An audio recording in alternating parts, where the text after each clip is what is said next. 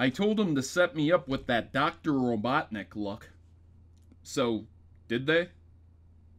You tell me.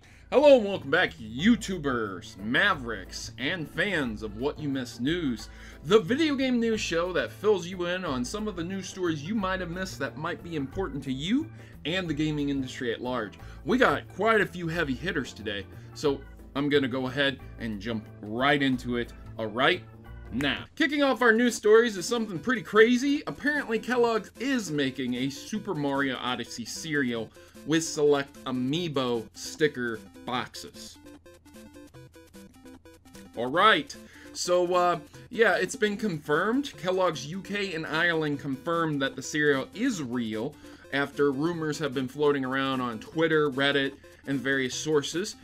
This is going to be sold and purchasable in the United States, and you'll have to see about some other countries as well coming up during the holiday seasons. There's no doubt that this is probably going to be a temporary thing, so you're going to have to get them while you can. Now, the Amiibo itself is basically the back right corner of the box. You have to touch it to the Nintendo Switch, and it acts as a generic Amiibo. But the funniest thing is that it recognizes that it's a sugary, sweet, delicious cereal Amiibo within Super Mario Odyssey. So that's a thumbs up, but it is just a generic Amiibo, so when used in Super Mario Odyssey, all it does is find and locate a moon and mark it on your map for you, and that's basically what it does. A lot of people say, what's the point if it's just a generic Amiibo? Who cares? I mean, it's just silly that you also get cereal plus half to quarter of the price of a brand new Amiibo. At the end of the day, it's still nice to have something and some cereal too, so I'm with that. Moving on, we have some Final Fantasy 15 news, and you're going to be able to character swap. If you guys haven't played Final Fantasy 15, I highly recommend it. It is an excellent game, and I'm telling you, you won't be disappointed picking it up. But you will be able to swap between Noctis, Gladio, Ignis, and Prompto in battle. So you'll be able to control them, and they will control as they do in their respective DLC packs. Again, if you haven't played the DLC, you probably won't understand or know what that is, but essentially they're just like Noctis. They just play as themselves in the DLC packs. And there's also going to be a new episode, at least 3 DLC episodes, with one of them focusing on Arduin. I don't know. It's the Final Fantasy 15's antagonist, the bad guy, essentially. And you're going to be focusing on his story in a DLC pack. So that'll be interesting. I always wondered what his deal was, so it'd be really nice to see that viewpoint. Microsoft is broadening its approach to gaming markets. Quote, "We are mobilizing to pursue the expansive opportunity in the 100+ billion gaming market. This means broadening our approach to how we think about gaming from end to end, starting with games and how they're created and distributed and how they're played and viewed." And they went on to talk about Game Pass and Mixer and services. They want to grow and engage the over 53 million Xbox Live members more deeply and frequently. So they're citing the Xbox One X and looking for an incredible response from the fans this holiday season. I don't think they're like saying, hey, we're really looking for this response. They're just, this PR marketing. Hey, yeah, we love you, blah, blah, blah. Got it, right. There's a brand new Pokemon Cafe opening in Tokyo. Man, you know, sometimes I'd really like to live in Japan, but then there are other stories that I can't talk about in this due to YouTube's DMCA and practices and terms of service.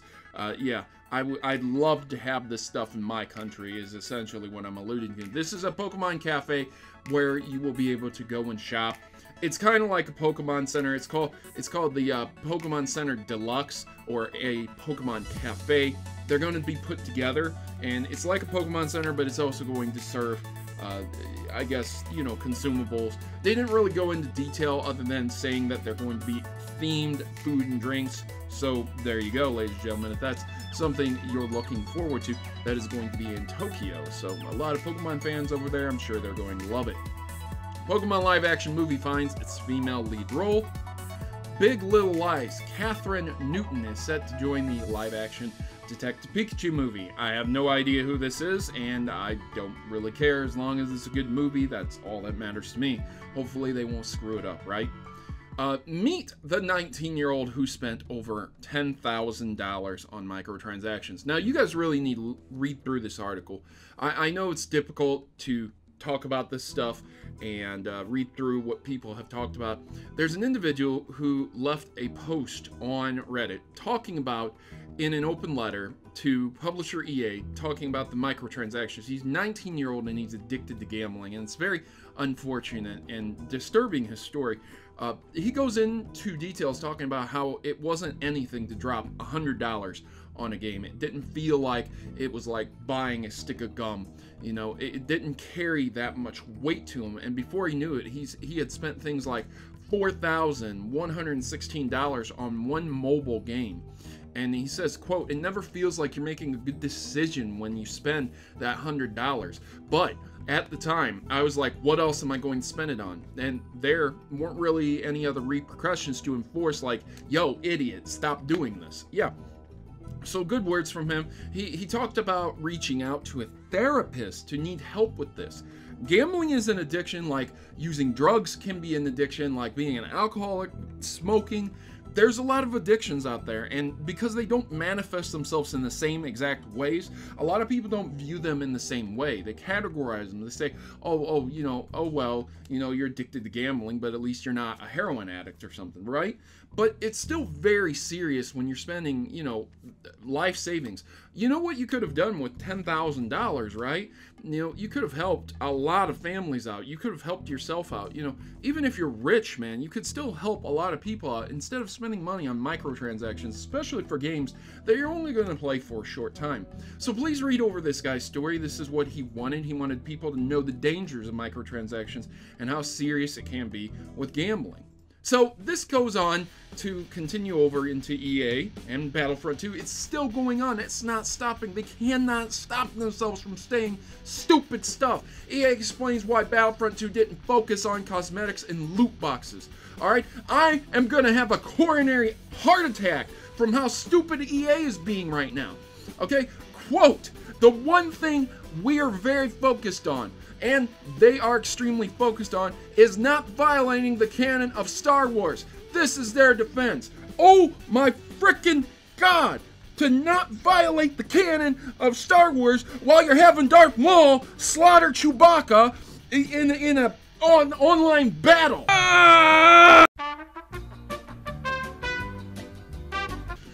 But it gets worse. But it gets worse because they continue on and try to explain this.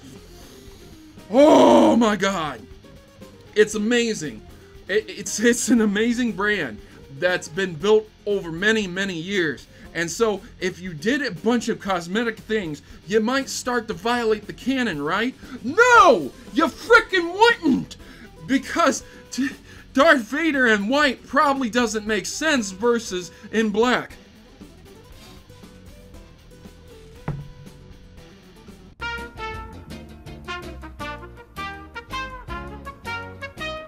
Believe it or not, there is a side continuum story where Darth Vader is dressed in white. He has a white suit. This is a real thing. It is not canon to the movies because it never actually happened. But it's a side story where Darth Vader teams up with his son to pursue and destroy the Emperor. It would be like a what-if scenario if Darth Vader turned from the dark side and embraced the light side of the Force after he did all those things and joined his son and fought the Emperor. That is exactly what happened. And no, it's not that crazy looking. Oh my God! Even if you're literally going to use the canon defense, even if you're literally just going to say, oh, it's all about the canon, fam, we can't have Darth Maul with a blue friggin' tattooed face, that would be ridiculous. Fine! How is it canon to have Kylo Ren, Darth Maul, Darth Vader, and Emperor Palpatine ganging up on Luke Skywalker and destroying him? What canon is that? Where's that come from? What story? Where's the movie, fam? What is that? Episode friggin' 14? Return of the Time Travelers, where we go back in time and completely destroy the canon story? Is that where it comes from?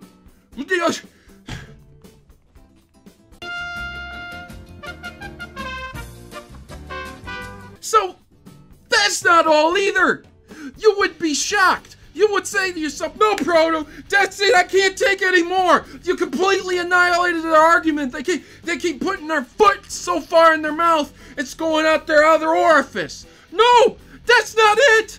That isn't it, let me tell you. Hidden character customization menu found in Star Wars Battlefront II.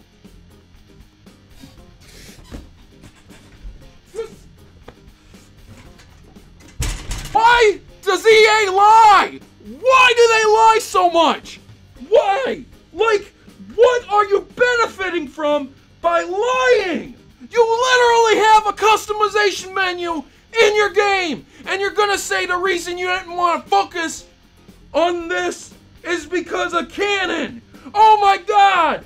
Darth Vader in a white suit would completely break the Star Wars canon, but not this right here, the customization menu.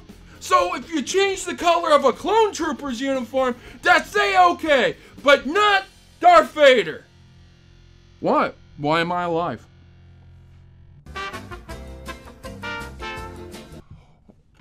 We'll be back after these messages.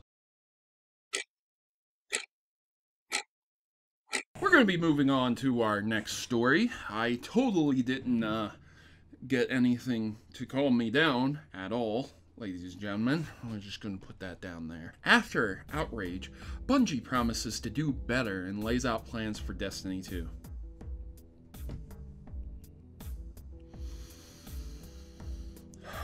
Why can't companies just make games that people want to play without shoving horrible practices in them? Okay, so apparently the long and the short of this video is that it's just updating things that you can do in the end game. There are going to be re-rollable guns with different perks, kind of similar to the first game. It's a little bit different. Again, you should read up on this. Different things that you can get. 3 of Coins is coming back for Xur. There's a lot to this. If you want to know everything, you need to check the link in the description below. But I mean, there's a lot of people who were upset at Bungie when they found out the XP system was rigged. And it was all just basically tied to the Bride Engrams to try and kind of force you to buy Bride Engrams instead of earning them legitly. So yeah, there you go, ladies and gentlemen. There's a lot of crap going on with games like this. And though Destiny is kind of a far cry from what's going on with Battlefront 2, it's still pretty crappy that companies have to lie about this stuff. I want to go out on a kind of high note here.